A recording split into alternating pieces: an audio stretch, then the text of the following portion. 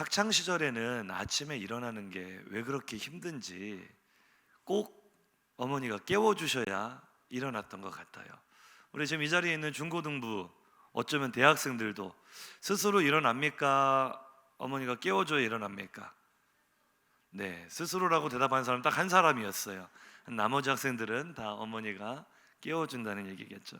보통 엄마들이 깨우실 때 이렇게 말을 하죠. 학교에 늦지 않고 가려면 7시에는 일어나야 돼요.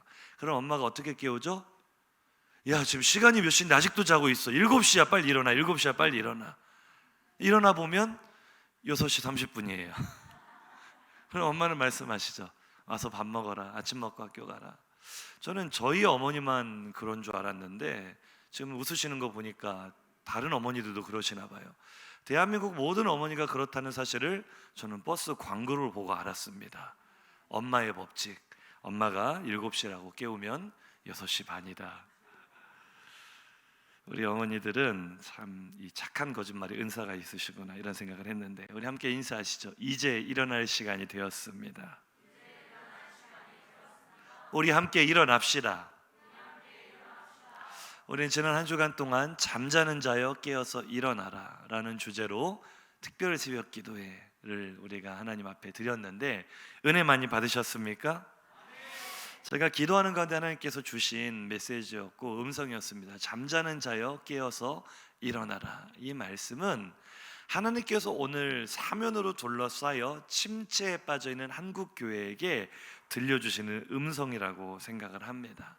마치 엄마가 아이를 깨우듯이요. 야, 몇 시인데 아직도 자고 있느냐, 그런 음성처럼 들리는 거예요. 잠언 6장 9절에 이런 말씀이 있습니다. 게으른 자여, 네가 어느 때까지 누워 있겠느냐, 네가 어느 때에 잠이 깨어 일어나겠느냐. 하나님께서 우리에게 말씀하시는 것 같아요. 언제까지 잠들어 있을 거냐, 언제 일어날 거냐, 언제 일어날 거냐 물으시는 하나님께 우리가 대답해야 될 대답을 도로 표지판이 대신해 주고 있습니다. 언제 일어날 거냐? 인제 인남 일어났습니다. 한번 인사하시죠. 이제 일어났습니다. 이제 일어났으니 이제 우리는 신나게 될 겁니다. 이제 신남 한번 인사하시죠. 신나는 일들이 많이 생길 겁니다. 이 높은 수준의 개그를 이해하지 못하시는 분들은 안 웃으시는 것 같은데 우리가 자리에서 일어나면, 하나님께서 우리의 잠들이는 영혼을 깨우시면 우리의 삶에 다시 회복의 역사들이 일어나고 한국교회 가운데 부흥의 역사가 다시 일어나고 정말 기대되는 신나는 일들이 많아지게 될 줄로 믿습니다. 오늘 본문이 그 얘기를 하고 있어요. 오늘 본문 8절입니다. 성경책을 보시고요. 8절 시작. 너희가 전에는 어둠이더니 이제는 주 안에서 빛이라. 빛의 자녀들처럼 행하라. 아멘. 하나님은 오늘 본문을 통해 우리의 정체성이 무엇인지를 다시 한번 말씀해 주십니다. 우리가 예수를 믿기 전에는, 복음을 알기 전에는 어둠이었어요. 어둠에 속한 게 아니라 어둠 그 자체였어요. 그러나 예수를 믿은 지금은 우리가 빛에 속한 자 정도가 아니라 빛 그 자체가 된 줄로 믿습니다. 예수님도 우리에게 말씀하실 때 너희는 세상의 빛이라 하셨어요. 한번 옆에 계신 분에게 이렇게 인사하실까요? 눈부시도록 빛나시는군요. 저 보지 마시고 옆에 계신 분을 향해 축복하겠습니다. 반짝반짝 빛나시는군요. 하나님은 우리를 어둠을 비추는 빛으로 부르신 줄로 믿습니다. 그러니 교회는 예수 그리스도의 영광의 빛을 반사해서 어둠에 속한 세상에게, 어둠 가운데 있는 세상에 빛을 비추는 사람들인 줄로 믿습니다. 그럼 무엇으로 빛을 비출 것인가? 그것은 오늘 9절에 나옵니다. 9절 한번 보시고요. 빛의 열매는 모든 착함과 의로움과 진실함에 있느니라. 착함, 의로움, 진실함으로 빛을 비춰라. 예수님도 같은 말씀을 하셨어요. 마태복음 5장 16절을 보시면 이같이 너희 빛이 사람 앞에 비치게 하여 그들로 너희 착한 행실을 보고 하늘에 계신 너희 아버지께 영광을 돌리게 하라. 아멘. 빛을 비추게 하는 것이 하나님께서 우리를 부르신 목적이고 교회의 존재 의미인데, 우리는 무엇으로 빛을 비춥니까? 착한 행실로, 선함으로, 의로움으로 빛을 비추는 것이 바로 교회인 줄로 믿습니다. 그런데 오늘날 이 빛을 비춰야 되는 교회의 사명이 자꾸 어두워져 간다는 생각을 지울 수가 없습니다. 왜 이런 현상이 일어날까요?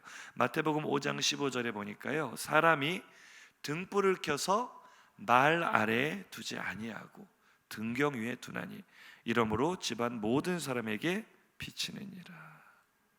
여기서 말하는 말이라는 것은 우리 속담에도 되로 주고 말로 받는다 할 때 그 말이에요. 이게 한 단위를 나타내는, 20리터를 나타내는 한 말, 우리가 뭐 기름통도 말통 이렇게 말하잖아요. 한 말에 해당하는 큰 그릇을 의미하는 건데, 어떤 사람이 등불을 켜서 당연히 등경 위에 올려서 빛나게 해야 되는데 이 등불을 말 그릇으로 덮어 놓겠냐고요. 만약에 그 그릇 속에 덮여 있는, 말 아래에 감춰 있는 빛은 존재 의미가 있을까요? 없을까요? 없어요. 빛은, 교회는 어둠을 비추는 것이 사명인 줄로 믿습니다. 그런데 오늘날 정말 많은 교회들이 이 말 아래 감추어진 등불처럼 그 빛을 뻗어나가게 하지 못하고, 빛을 비추지 못하고 숨어있는 등불이 되어 있는 것 같아요. 뭐 우리 교회도 예외가 아닐 수 있겠죠. 왜 이런 현상이 나타날까요? 한번 따라 하실까요? 영적인 잠에 빠졌기 때문에 그렇습니다. 성경이 말하는 이 원리는 일맥상통합니다. 말 아래 숨겨져 있는 등불, 영적인 깊은 잠에 빠져 있는 교회들, 우리가 빛을 비출 수가 없겠죠. 오늘 우리는 이 말씀을 통하여 교회의 사명을 회복할 수 있기를 간절히 소망합니다. 그러려면 우리 교회의 빛을 덮고 있는 이 말을 치워버려야 돼요. 우리의 빛을 가리고 있는 어둠을 벗겨내야 될 줄로 믿습니다. 그 방법이 뭐예요? 한번 따라서 선포하실까요? 잠자는 자여 깨어서 일어나라. 아멘. 우리가 잠에서 깨어나는 것이 등불을 가리고 있는 말을, 그릇을 치우는 것이고, 다시 교회의 빛을, 복음의 빛을, 예수 그리스도의 영광의 빛을 비추는 일인 줄로 믿습니다. 그래서 지난 한 주 동안 우리가 잠자는 자여 깨어서 일어나라 라는 주제로 계속 은혜를 나눴던 거예요. 특세에 오셔서 은혜 받으신 분들도 계시고, 또 여러 가지 사정으로, 또 코로나 바이러스 때문에 못 오신 분들도 계신데, 오늘 우리가 특세에서 받은 은혜를 다시 한번 정리를 하면서 우리가 빛을 비추는 교회가 되기를 주님의 이름으로 축복합니다. 어떻게 이 등불을 가리고 있는 말을 치워버릴 것인가, 어떻게 깨어날 것인가? 첫 번째입니다. 한번 크게 선포하시죠. 첫 번째, 포기의 자리에서 일어나라. 크게 선포하셔야 돼요. 마스크를 했지만 포기의 자리에서 일어나라. 아멘. 우리가 포기의 자리에 머물러 있을 때가 많습니다. 바디메오 이야기 기억나시죠? 그는 맹인이었어요. 앞을 보지 못했어요. 그런데 또 거지였어요. 둘 중에 하나만 가지고 있더라도 참 가슴 아픈 일이고 힘들 텐데, 앞을 보지도 못하고 구걸해야만 먹고 살 수 있는 이 바디메오, 더군다나 그는 이름도 없는 사람이었어요. 그의 이름의 뜻은 바디메오, 디메오의 아들이다. 사실 바디메오가 이름이라고 보기도 참 애매한데, 그 이름을 굳이 풀이하자면 이 디메오를 히브리어로 보니까 이 불결하다라는 뜻에서 온 단어거든요. 그러니 바디메오는 이름부터가 불결한 자의 아들, 부정한 자의 아들, 맹인이고 거지고, 무슨 소망이 있겠어요? 그는 모든 것을 포기하고 싶은 하루하루를 살아갑니다. 그런데 어느 날 예수께서 자기 앞을 지나가신다는 말을 듣고 마지막 희망의 끈을 잡으며 다윗의 자손 예수여 나를 불쌍히 여기소서 외치는데, 사람들의 마음이 참 차갑죠. 냉정하죠. 그 불쌍한 바디메오를, 예수님을 만날 수 있게끔 도와주면 얼마나 좋겠어요. 그런데 사람들이 어떻게 합니까? 조용히 해라, 가만히 있어라, 그를 제지시킵니다. 무슨 얘기예요? 포기하라고 종용하는 거예요. 너는 안 된다라고 조롱하는 거예요. 네가 맹인이고 거지고 그 이름도 없는 그 비참한 삶을 살면서 예수님이 너 같은 사람을 만나 주겠느냐? 사탄이 영적으로 우리를 그렇게 조롱합니다. 우리를 예수님 앞에 더 이상 나올 수 없게끔 우리를 포기하게 만듭니다. 그런데 바디메오가 어떻게 했었죠? 마가복음 10장 48절을 보니까 많은 사람이 꾸짖어 잠잠하라 했지만 그가 더욱 크게 소리질러 이르되 다윗의 자손이여 나를 불쌍히 여기소서 하는지라. 아멘. 다시 한 번의 열정. 비록 상황은 나를 포기하게 만들지만, 비록 주변의 모든 여건은 나를 포기하게 만들지만, 누가 잠자는 자리에서 깨어날 수 있습니까? 포기의 자리에서 다시 한번 주의 이름을 부르며 일어서는 사람. 오늘 그 은혜의 주인공 되시기를 주님의 이름으로 축복합니다. 한번 인사하시죠. 포기의 자리에서 예수의 이름을 부르면 주님이 손잡아 주십니다. 일어설 수 있습니다. 오늘 포기의 자리에서 일어나시기를 주님의 이름으로 축복합니다. 우리가 또 어떻게 해야 이 등불을 가리고 있는 말을 지워버릴 수 있습니까? 두 번째, 크게 선포하실까요? 절망의 자리에서 일어나라. 절망의 자리에서 일어나라. 야이로의 딸 기억나십니까? 그 소녀의 생명은 얼마나 여린 생명이었는지 꺼져가는 촛불 같았어요. 바람만 불어도 꺼질 것 같은 여린 생명. 나름대로 버텨보겠다고 버텼지만 예수님이 도착하실 때까지 버틸 수가 없어서 그만 그 생명의 촛불이 꺼져버렸습니다. 죽었죠. 죽음은 절망을 의미합니다. 우리가 아무리 중한 병에 들었어도 아직 생명이 있을 동안에는 살아날 수 있다는, 회복할 수 있다는 희망이 있지만 의사가 사망했습니다라고 사망 선언을 하면, 사망 진단을 하면 그때부터는 모든 소망이 사라져버리는 거예요. 사람에게 죽음보다 더 큰 절망은 없습니다. 오늘날 한국교회가 어떻게 보면 죽어 있는 것 같아요. 모든 사람들이 한국교회는 이제 끝났다고, 저것은 교회가 아니라고 비난하고 욕합니다. 세상 사람들이 교회에 대하여 더 이상 기대하지 않고 교회 내부에서는 무너져 내려가고 있는 한국교회를 바라보며 정말 교회를 사랑하는 성도들을 가슴을 치며 통곡합니다. 마치 야이로의 딸의 장례식과 같은 모습이에요. 누구도 이 여린 생명을 가지고 있다, 꺼져버린 생명, 그 죽은 소녀가 살아날 거라는 상상조차 할 수 없는 그때 예수님께서는 그 자리에 오셔서 전혀 상반되는 말씀을 하십니다. 마가복음 5장 39절인데요. 들어가서 그들에게 이르시되 너희가 어찌하여 떠들며 우느냐? 이 아이가 죽은 것이 아니라 잔다 하시니. 아멘. 죽은 것과 자는 것은 멀리서 볼 때는 똑같아 보이지만, 움직이지 않고 가만히 누워 있으니까 똑같아 보이지만 전혀 다른 것이죠. 죽음은 소망이 없는 상태를 말하지만 잔다는 것은 다시 깨어날 소망이 있는 것이에요. 자는 것은 큰 문제가 아니에요. 흔들어 깨우면 일어날 거니까요. 성경은 성도의 죽음을 놓고 잔다라고 표현합니다. 왜요? 우리에게는 죽음이 끝이 아니라 나를 믿는 자는, 예수를 믿는 자는 죽어도 살겠고 우리에게는 부활의 소망이 있기 때문인 줄로 믿습니다. 예수님은 꺼져버린 생명, 절망의 생명, 그 소녀에게 다가가셔서 이 소녀는 죽는 것이 아니라 잔다. 지금 한국교회는 죽은 것이 아니라 잠시 잠들어 있을 뿐이다 말씀하시는 줄로 믿습니다. 사람들은 조롱하고 비웃을 수 있어요. 그 자리에 있던 사람들도 예수님 말씀을 듣고 비웃었어요. 어떻게 죽은 사람을 보고 잔다고 하느냐? 오늘날 한국교회는 죽은 것이 아닙니다, 잠시 잠들어 있을 뿐이다 말한다면 많은 사람들이 비웃을지 모르겠어요. 하지만 예수님의 말씀대로 소녀야 일어나라, 교회야 일어나라, 손을 잡아 일으키실 때 죽은 줄 알았던 야이로의 딸이 살아나고 죽은 줄 알았던 한국교회가 살아나는 역사가 일어날 줄로 믿습니다. 한번 인사하시죠. 우리는 예수님께서 손잡아 주시니 절망의 자리에서 일어날 수 있습니다. 우리 성도님들의 삶에 어떤 절망이 찾아온다 할지라도 그 자리에서 일어날 수 있는 소망 붙드시기를 주님의 이름으로 축복합니다. 우리가 또 어떻게 해야 이 등불을 가리고 있는 말을 치워버리고 어둠을 물러나게 하고 빛을 비출 수 있습니까? 세 번째 선포합니다. 죄악의 자리에서 일어나라. 죄악의 자리에서 일어나라. 소돔에 살고 있었던 롯의 이야기 기억하시죠? 롯에게 소돔이라는 곳은 마치 애굽 땅과 같은 하나님의 동산과 같은 자신의 꿈과 소망과 모든 즐거움이 거기에 있는 아름다운 땅이었어요. 꼭 살고 싶은, 우리나라로 말하면 강남 같은 그런 땅이 롯에게는 소돔이었어요.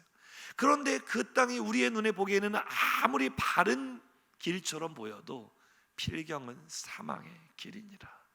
하나님이 보실 때 그 땅이 악한 땅이고 그 땅에 죄악이 가득한 땅이라면 그 땅은 지금 당장 화려할지라도, 지금 당장 즐거울지라도 반드시 망할 수밖에 없는 저주의 땅이라는 사실을 기억하시기 바랍니다. 하나님은 아브라함을 생각하사 롯을 그 망할 곳에, 망할 자리에 그대로 놔둘 수 없었어요. 이제 하나님의 천사가 소돔을 멸망시키려고 이 땅에 왔는데 롯이 계속 그 땅에 거주하고 있는 거예요. 오늘날 성도들이 예배의 자리에서는 하나님을 예배한다고 말하고 거룩한 천사들처럼 앉아 있지만 우리의 삶의 자리에서 아무도 모르는 은밀한 곳에서는 죄악의 자리에 머물러 있는 경우가 너무나 많다고요. 내가 하나님 사랑한다고 말하지만 사실은 나의 쾌락을 추구하고 나의 만족을 위해 내가 그것이 잘못된 거란 걸 알지만 애써 합리화하면서, 남들도 이 정도는 다 하는 거 아니야? 아니 뭐 다른 사람도 다 그렇게 하던데, 그러면서 내가 머물러 있는 그 죄악의 자리가 사실은 하나님께서 빨리 떠나가라, 1초도 머물지 말고 떠나가라 재촉하시는 멸망당할 자리라는 사실을 기억하시기 바랍니다. 창세기 19장 15절입니다. 동틀 때의 천사가 롯을 재촉하여 이르되 일어나 여기 있는데 아내와 두 딸을 이끌어내라. 이 성의 죄악 중에 함께 멸망할까 하노라.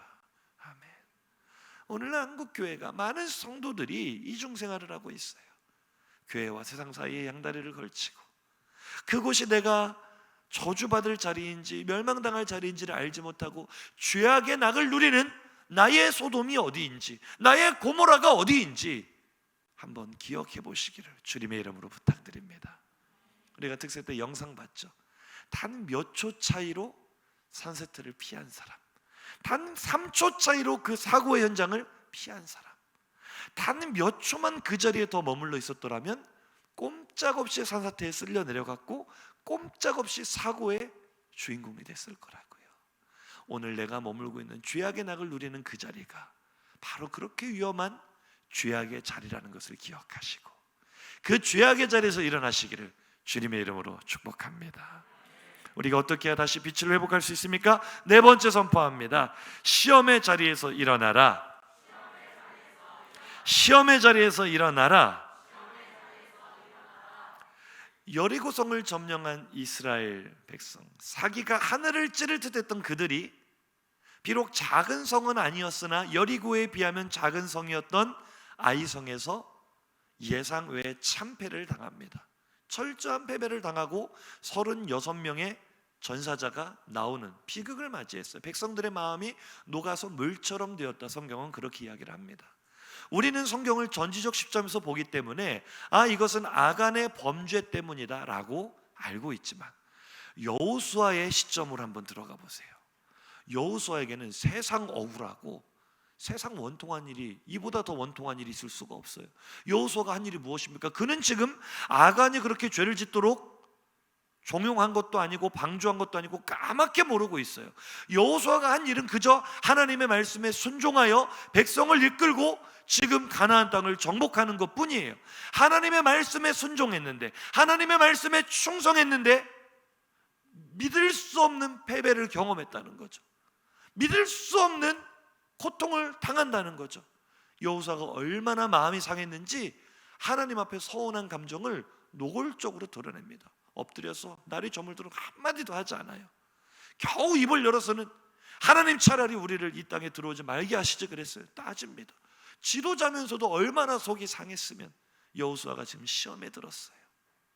성도님들, 우리가 예수 믿다 보면 시험 들 때 많잖아요.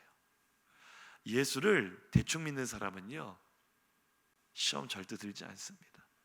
저는 여태까지 세 가족이 시험 들었다는 이야기를 6.25 전쟁 이후로 들어본 적이 없습니다.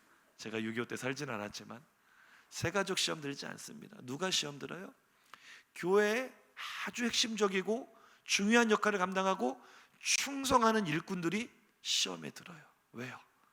나는 정말 할 만큼 했는데, 이만하면 내가 할 수 있는 최선을 다했는데 하나님이 나를 알아주시지 않는 거죠. 하나님은 오히려 나에게 좋은 것을 주실 줄 알았는데 오히려 고난이 찾아오고 아픔이 찾아올 때 우리는 흔들립니다. 욥이 처음에는 참 그 고난을 믿음으로 이겨내는 것 같았지만 새 친구가 찾아서 그의 마음을 헤집어 놓았을 때 욥의 속에 숨어 있었던 그 찌꺼기 같은 더러움들이 얼마나 많이 드러납니까? 사람이요, 아무리 거룩해 보여도 별거 없어요. 우리가 착각하고 살 때가 많아요. 이만하면 훌륭한 신앙인 아닌가, 이만하면 남들보다는 낫지는 않은가, 그 착각이 바로 우리를 시험의 자리로 인도하는 거예요. 그런데 하나님은 우리가 시험의 자리에 널브러져 있을 때, 시험의 자리에 주저앉아 있을 때 이렇게 말씀하십니다. 엎드리는 여호수아에게 이렇게 말씀하십니다. 여호수아 17장 13절을 보시면은요, 너는 일어나서 백성을 거룩하게 하여 이르기를 너희는 내일을 위하여 스스로 거룩하게 하라. 아멘. 하나님께서는 왜 신실한 주의 자녀들에게 시험거리를 주십니까? 왜 충성스러운 자신의 종들에게 아픔과 고난과 시험을 주십니까? 우리는 시험의 의미를 바로 깨달아야 돼요. 우리는 이만하면 괜찮다라고 생각하지만 하나님이 보실 때는 여전히 우리 속에 찌꺼기 같은 불순물이 남아있는 거예요. 하나님은 거룩하신 분입니다. 거룩하신 하나님은 우리와 영원토록 임마누엘 하시기를, 우리와 영원토록 함께 하시기를 원하십니다. 그런데 이 더러운 모습으로는 하나님과 함께 할 수 없거든요. 하나님의 명령이 무엇입니까? 내가 거룩하니 너희도 거룩할지어다. 하나님은 정말 사랑하시는 자녀를 그 불순물까지도 제거하도록 온전케 하시기를 원하시는 거예요. 하나님은 지금 이스라엘이 당하고 있는 이 시험을 통하여 이스라엘 가운데 있는 죄악을, 찌꺼기까지도 다 멸해버리시기를 원하시는 거예요. 하나님은 지금 시험 당하는 성도들을 망하게 하시려는 것이 아니라, 시험 당하는 성도들을 무너뜨리는 것이 아니라 우리 속에 있는 연약함을 보게 하시고, 우리 속에 있는 교만함을 보게 하시고, 우리 속에 숨어 있는 찌꺼기 같은 불순물을 꺼내게 하셔서 그것을 주님 앞에 정결하기를 원하시는 거예요. 우리가 그 하나님의 마음을 오해하기 때문에 시험의 자리에 주저앉아서 일어나지 못하고 있지는 않습니까? 오늘 하나님의 마음을 깨달아 알고 시험의 자리에서 일어나시기를 주님의 이름으로 축복합니다. 할렐루야. 우리가 어떻게 하면 다시 빛을 회복할 수 있습니까? 5번째 선포합니다. 타성의 자리에서 일어나라. 타성의 자리에서 일어나라. 아멘. 예수께서 하나님의 아들 되심을 가장 극적으로 나타내시는 장면 중 하나가 변화산 사건입니다. 예수님께서 이제 십자가 고난을 앞두고 갈팡질팡하는 신앙 고백을 했지만, 입술로는 완벽한 고백을 했지만 돌아서서는 예수의 십자가 길을 가로막는 베드로를 바라보며 제자들의 상태를 바라보시며 예수께서 누구신지를 다시 한번 분명히 보이실 필요를 느끼셨어요. 그래서 변화산에 데리고 올라가십니다. 높은 산으로 데리고 베드로와 야고보와 요한을 데리고 올라가셔서 그들 앞에서 영광스러운 모습으로 변형되셨다. 성경은 이렇게 말합니다. 요한은 나중에 이것을 복음서에 기록하기를 우리가 그의 영광을 보니 아버지의 독생자의 영광이요 은혜와 진리가 충만하더라. 그들은 하나님의 아들 되시는 예수 그리스도를 눈으로 목격한 자들입니다. 그런데 예수 그리스도가 누구신지를 봐야 되는 그 자리에서 베드로는 주저앉아 버리려고 합니다. 여기가 좋사오니. 분명히 주님은 그 직전에, 엿새 전에 인자가 예루살렘에 올라가 많은 고난을 당하고 죽임을 당하고 제3일에 부활하리라, 고난 후에 영광이 있을 것을 가르쳐 주셨지만 베드로는 우리 연약한 인간된 모습을 그대로 드러내는 거예요. 고난 없는 영광을 구하는 거죠. 고난 당하는 거 싫고 지금 영광스러운 이 자리에 영원토록 머물고 싶은 여기가 좋사오니. 이 말 속에 우리 신앙의 타성이 그대로 녹아들어가 있습니다. 예수를 믿고 10년이 지났어요, 20년이 지났어요, 30년, 40년, 50년 시간은 많이 지났는데 우리들의 신앙이 여전히 어린아이같이 머물러 있다면 그것은 타성에 젖어 있다는 증거입니다. 타성이 무엇이죠? 지금까지 해왔던 대로, 굳어진 습관대로, 나쁜 습관대로 내가 하는 것만 하는 거고 안 하는 것은 절대로 안 하는 거예요. 평소에 새벽 예배 안 드린 분은 특세를 하고 나도 끝나면 또 새벽 예배 안 나오는 게 타성에 젖은 거예요. 내가 헌금 생활이 여전히 믿음의 기초일 때, 믿음이 없을 때 모습과 똑같아요. 그거 타성에 젖은 거예요. 나의 기도하는 시간이, 기도하는 열정이 주께 드리는 나의 모든 신앙의 태도가 머물러 있다면, 여기가 조사하니 머물러 있다면 그것이 타성에 젖은 신앙이라는 사실을 기억하시기 바랍니다. 베드로가 왜 타성에 젖은 모습을 보였다고 했죠? 그 영광스러운 자리는 지금 누구를 주목해 보라는 자리예요? 예수 그리스도의 하나님의 아들 되심을 주목하라는 자리예요. 근데 그 자리에 베드로의 눈에 누가 보입니까? 모세가 보이고 엘리야가 보여요. 큰 실수를 하죠. 내가 초막셋을 지켰습니다. 모세를 위하여, 엘리야를 위하여, 하나는 주를 위하여. 하나님의 아들 되심을 보여주는 그 자리에서 다시 예수님을 사람의 자리로 끌어내려버리는 거예요. 엘리야와 모세가 아무리 훌륭한 인물이라고 한들 어찌 하나님의 아들이신 예수 그리스도와 비교할 수 있겠습니까? 그런데 그 자리에서 핵심을 놓치는 베드로는 예수님을 다시 사람의 자리로 끌어내려 동격으로 만들어버리는, 모세와 엘리야와 예수님을 동급으로 만들어버리는 실수를 범하죠. 우리의 신앙의 모습이 그렇다는 거예요. 예수만이 나의 유일한 가치가 되시고, 예수만이 나의 유일한 왕이 되시고, 예수만이 나의 유일한 주인 되신 것이 예수 믿는 사람의 모습인 줄로 믿습니다. 그런데 우리가 입술로는 그렇게 고백하지만 내 눈에는 여전히 세상이 보여요. 내 눈에는 여전히 세상의 화려함이 보이고, 세상의 즐거움이 보이고, 물질이 보이고, 사람이 보이고, 예수님과 똑같이 귀하게 여기는 가치들이 내 안에 너무나 많아진 나머지 우리의 신앙은 점점 타성에 젖어갑니다. 해오던 대로 여기가 좋사오니 나는 이대로 살겠습니다. 그때 하나님께서는 하늘에서 음성이 들려 이는 내 사랑하는 아들이니 너희는 그의 말을 들으라. 타성에 젖어있는 우리의 신앙의 모습을 하나님께서 지적하시며, 우리의 시선이 막 분산되고 있는 우리의 모습을 지적하시며, 오직 예수 그리스도 하나님의 아들 되신 독생자를 바라보고 그분만 따르라고 말씀하십니다. 그때 제자들의 눈이 비로소 열리기 시작합니다. 마태복음 17장 7절에서 8절이에요. 예수께서 나와 그들에게 손을 대시며 이르시되 일어나라 두려워하지 말라 하시니 제자들이 눈을 들고 보매 오직 예수 외에는 아무도 보이지 아니하더라. 아멘. 세상과 나는 간 곳 없고 구속한 주만 보이도다. 아멘. 이것이 우리의 간증이 되기를 원합니다. 이것이 우리의 찬송이 되기를 원합니다. 지금 타성에 젖어 있는 내 신앙의 모습을 바라보지 못하면 절대로 그 자리에서 일어나지를 못해요. 제가 어제 밴드에 우리 은혜 나눕시다라고 글을 올렸는데 다 청년들 중고등부만 올리고 우리 장년은 딱 한 분 올리셨어요. 우리 최현선 집사님 복 받으시기 바랍니다. 목사님이 특세를 인도하고 우리 은혜를 나눕시다 했는데 그 은혜를 안 나누는 것도 타성에 젖은 거예요. 한번 인사하시죠. 타성의 자리에서 일어납시다. 우리는 자꾸 해야 됩니다. 도전해야 됩니다. 하지 않았던 일들을 도전해봐야 됩니다. 그것이 타성의 자리에서 일어나는 일인 줄로 믿으시기 바랍니다. 여전히 교회가 내 삶의 많은 복잡한 일들 가운데 하나의 옵션이에요. 많은 것들 가운데 하나예요. 그런 것이 아닙니다. 신앙은 절대적인 가치, 유일한 가치입니다. 아멘. 예수 그리스도는 그 무엇과도 비교할 수 없는 유일한 가치입니다. 우리가 타성에 젖어 있습니까? 제가 우리 청년들이 올린 이 은혜 받은 글들을 쭉 읽어보면서 의외로 이 타성의 자리에서 일어나라 이 말씀에 은혜 받은 청년들이 많더라고요. 아마 우리가 그만큼 공감되는 부분이 제일 많았다는 거겠죠. 제가 우리 화평교회 우리 성도들 위해 늘 사랑하는 마음으로 기도할 때마다 하나님께서 주시는 감동도 그렇습니다. 우리는 일어나야 된다. 어떻게 보면 우리 청년들이 핵심을 잘 짚은 것 같아요. 제가 처음 하나님께 은혜 받고 감동받고 잠자는 자여 깨어서 일어나라라는 주제를 정할 때 그 핵심 메시지가 바로 우리는 이 타성에 젖은 자리에서 일어나야 됩니다. 이거거든요.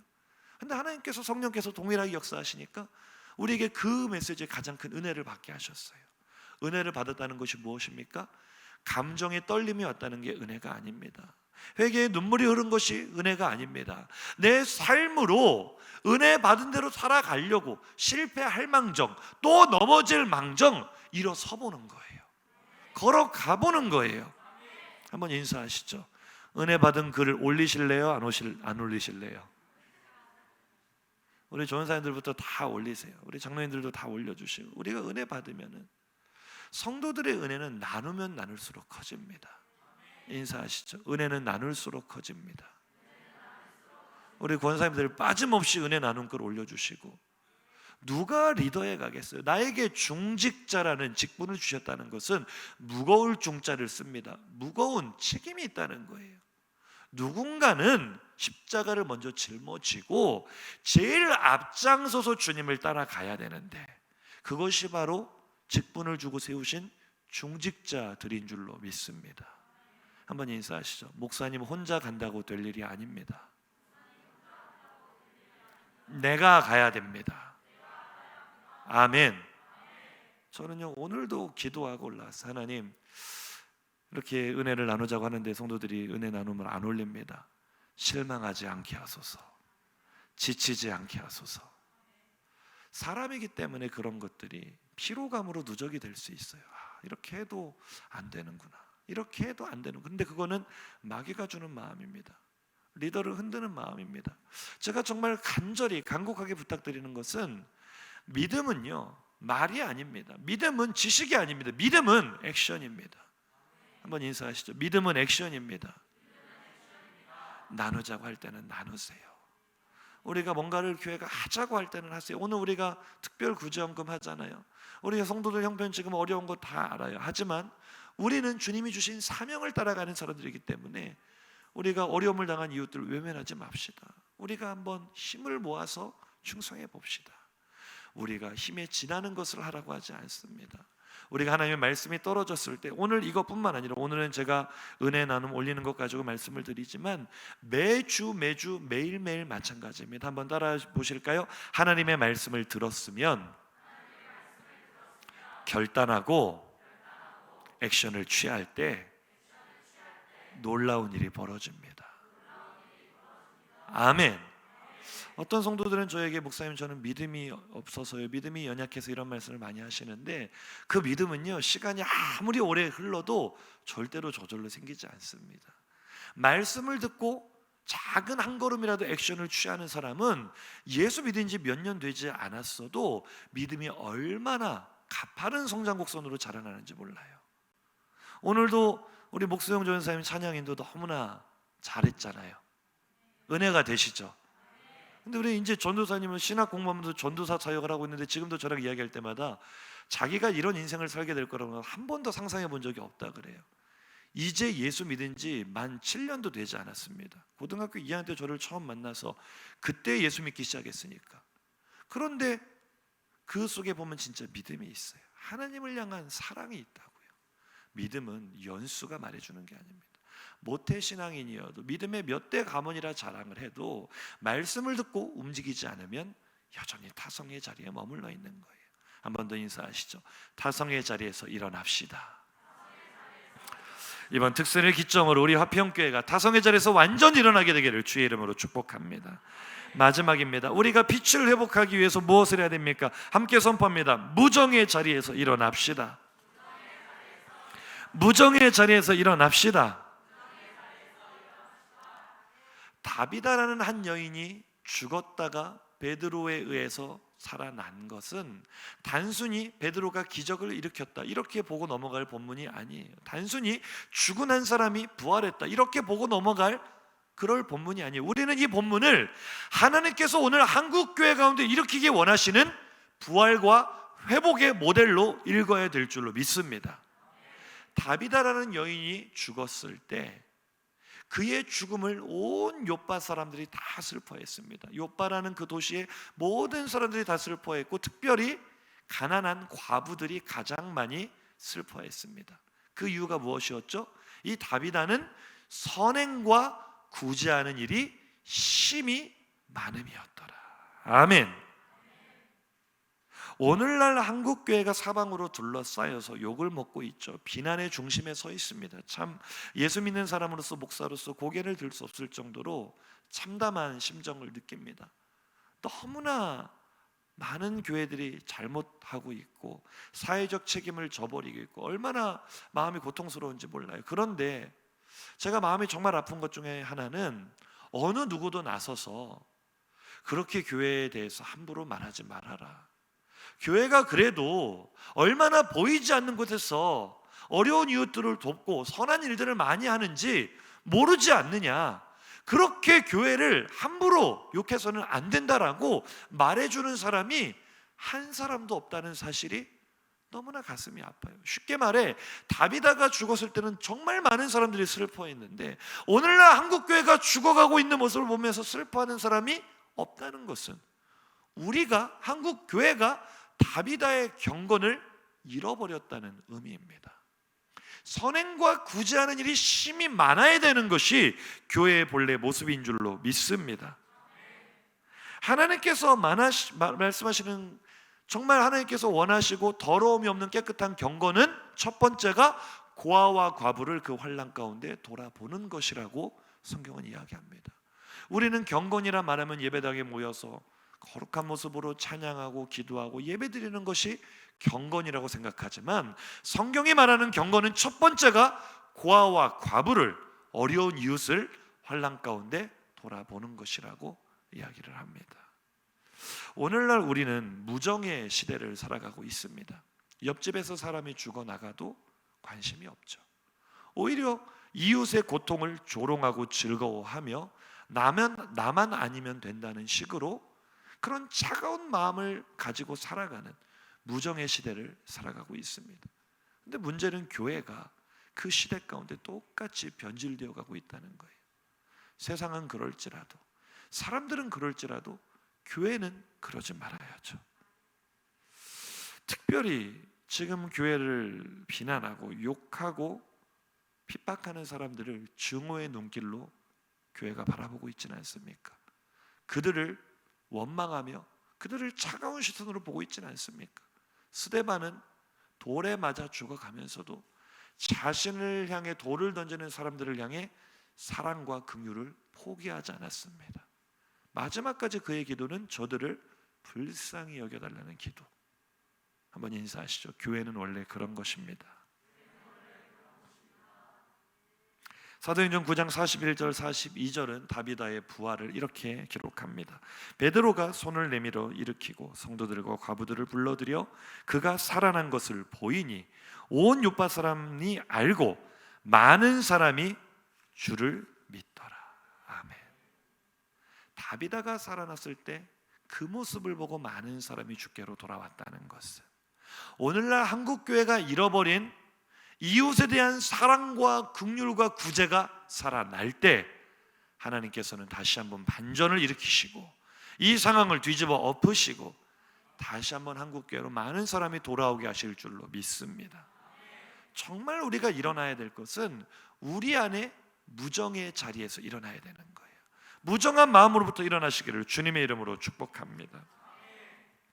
오늘 우리 교회는 늦었지만 지난주에 선포하고 오늘 특별 구제 헌금을 하나님께 봉헌합니다.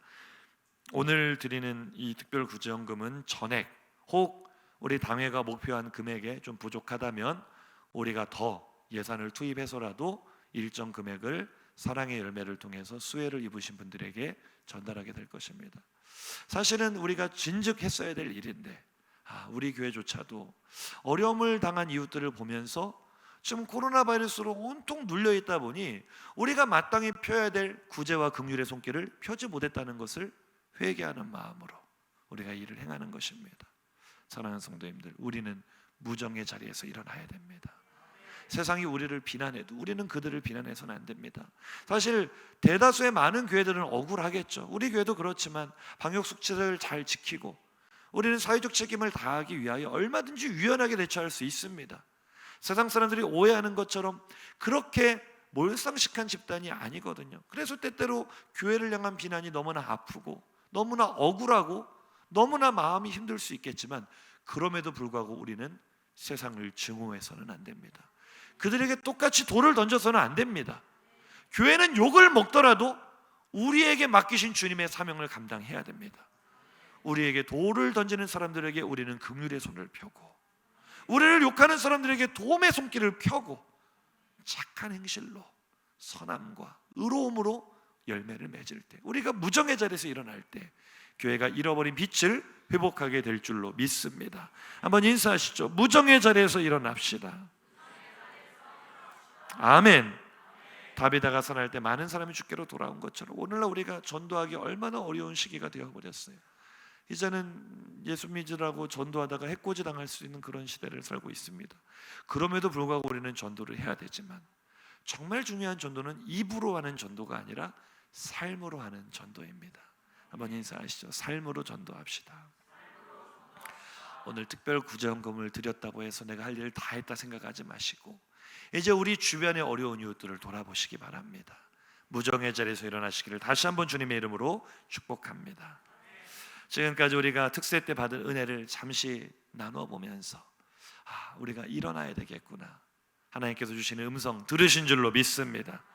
방금 우리가 살펴본 것처럼 우리가 포기의 자리, 절망의 자리, 죄악의 자리, 시험의 자리, 타성의 자리, 무정의 자리에서 일어나는 것이 오늘날 한국교회가 침체되어 있는 침체의 자리에서 일어나는 것인 줄로 믿습니다. 오늘 본문 14절 읽고 마치겠습니다. 시작. 그러므로 이르시기를 잠자는 자여 깨어서 죽은 자들 가운데서 일어나라. 그리스도께서 너에게 비추이시리라 하셨느니라. 아멘.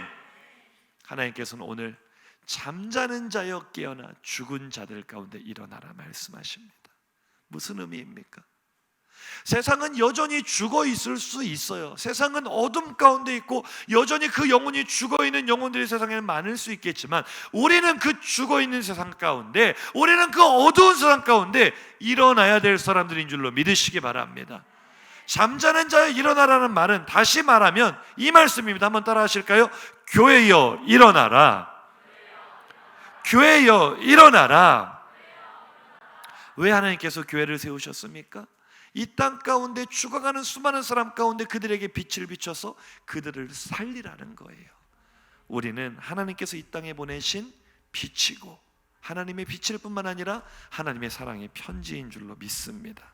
오늘 본문이 말하는 것처럼 우리는 더 이상 열매 없는 일에 참여해서는 안 됩니다. 우리는 은밀히 행하는 죄악에 물들어서는 안 됩니다.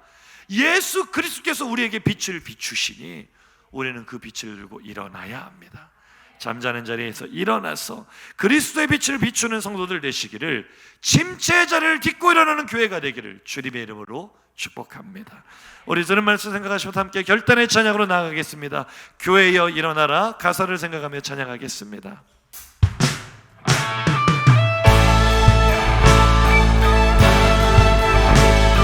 우리 찬양의 가사처럼 다 같이 자리에서 일어나서 고백했으면 좋겠습니다. 하나님께서 우리를 부르십니다. 교회여 일어나라 부르십니다. 우리가 그 말씀 따라 선포하며 나아갑시다. 교회여 일어나라. 주께서 부르시니 두려움과 실패 내려놓고 교회여 일어나라. 교회여 일어나라. 주께서 보내시니 우릴 부르신 삶의 자리. 교회여 일어나라. 우리가 누구인지 한번 고백해볼까요? 우린 세상의 빛, 하나님의 편지, 하나님의 편지, 주의 교회를 통해 세상이 주를 보리라. 일어나라. 일어나라. 아버지 사랑으로, 아버지 능력으로, 서로 하나 그 빛을 비추라. 비추라. 노래하라. 아버지의 크심을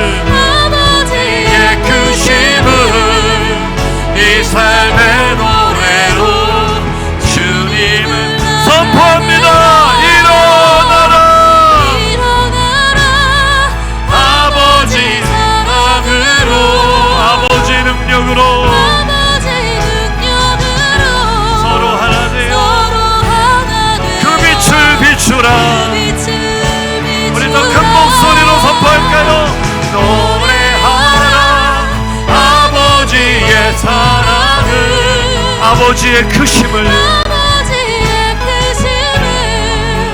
이 삶의 노래로 주님을 나타내라. 일어나라. 우리 다시 한번 처음부터 고백하겠습니다. 하나님께서 우리를 부르십니다. 그 부르심에 응답하기를 원합니다. 교회여, 교회여 일어나라. 주께서 부르시니 두려움과 실패 내려 교회여 일어나라. 교회여 일어나라. 교회여 믿음으로 선포합시다. 주께서 보내시니 우리를 세상으로 보내십니다. 비추 우리 일부 삶의 자리에서 교회여 일어나라. 교회여. 자, 고백합니다. 우리가 누구죠? 우리 세상의 빛, 하나님의 편지, 하나님의 편지. 주의 교회를 통해 세상이 주를 보리라. 일어나라. 아버지 사랑으로, 아버지 능력으로, 아멘. 서로 하나 그 빛을 비추라. 찬양해 봅시다. 가성의 자리에서 일어나서 노래하라. 아버지의 사랑을, 아버지의 크심을, 이 삶의 노래로 주 우리 목소리 높여 찬양할까요? 일어나라.